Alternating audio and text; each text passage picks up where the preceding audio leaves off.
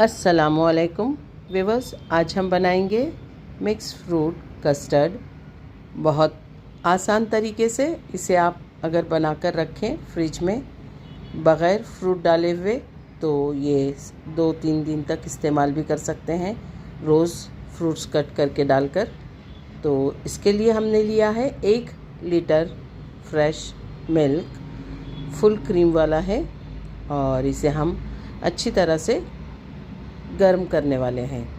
इसके उबलते वक्त इसमें हम शक्कर डालेंगे 1 प्याली, जो कि फ्रूट्स तमाम डालने वाले हैं, कस्टर्ड पाउडर भी इसमें जाएगा, उस हिसाब से डाली जाएगी। आप अपने जायके के मुताबिक 1 लीटर दूध और कस्टर्ड पाउडर 4 चम्मच और फ्रूट्स के हिसाब से इसमें शक्कर डालेंगे। शक्कर का जायका मीठा आप अपने हिसाब से रखेंगे। हमने इसमें बड़ी प्याली हाफ शक्कर ली है। चाहें तो इसे आप गर्म करते हुए जब ये अच्छी तरह से मिक्स हो जाए तो आप इसे टेस्ट कर ले सकते हैं, अगर आप रोज़ा नहीं हैं तो, या फिर अपने हिसाब से इसमें शक्कर डाल दीजिए। थोड़ा सा दूध लेकर 4 चम्मच कस्टर्ड पाउडर दूध में अच्छी तरह से भिगोइए, या फिर पानी के साथ भिगोइए, क्योंकि दूध हमारा फुल फैट क्रीम है, तो इसे पानी में भी भिगोएंगे तो कोई हर्ज नहीं। और हमने ये फ्रूट्स लिए हैं, मिक्स फ्रूट्स। आप अपनी पसंद के हिसाब से जो भी फ्रूट्स लें, तमाम फ्रूट्स डाल सकते हैं आप, जो भी आप चाहें। तो केला, अनार, एप्पल, ऑरेंजेस वगैरह हमने कट करके रखे हैं। ऑरेंजेस के छिलके उतार लिए हैं और अंदर से उसके फाकों के भी छिलके उतार लिए हैं। देखिए, दूध हमारा खूब अच्छी तरह से गर्म होकर उबल रहा है और शक्कर हमने देख ली है इसमें।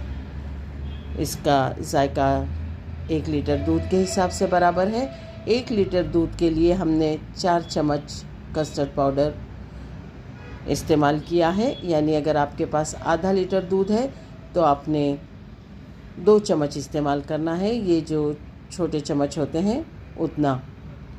अब उबलते हुए दूध में हमने कस्टर्ड पाउडर अच्छी तरह से घोलकर मिक्स कर लेना है और लगातार चम्मच चलाना है, ताकि कस्टर्ड पाउडर के जाते ही दूध गाढ़ा होकर गुठलियाँ ना बन जाए। अब ये खूब अच्छी तरह से मिक्स हो रहा है। जैसे ही इसमें एक उबाल आएगा तो हम स्टोव बंद करके इसे बर्तन को उतार लेंगे और इसे ठंडा होने के लिए रख दिया जाएगा।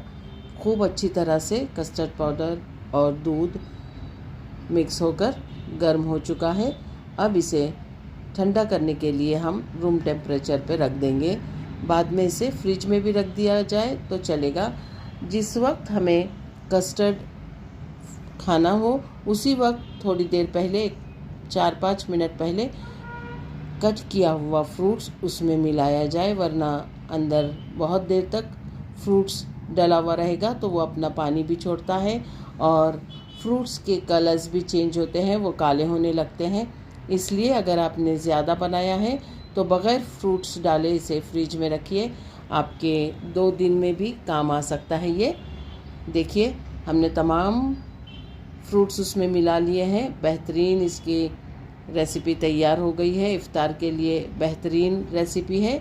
अल्लाह ताला आपके दस्तरखान पर नेमतें और बरकतें अता करे। अगर आपको ये रेसिपी पसंद आती है तो दुआओं में याद रखें।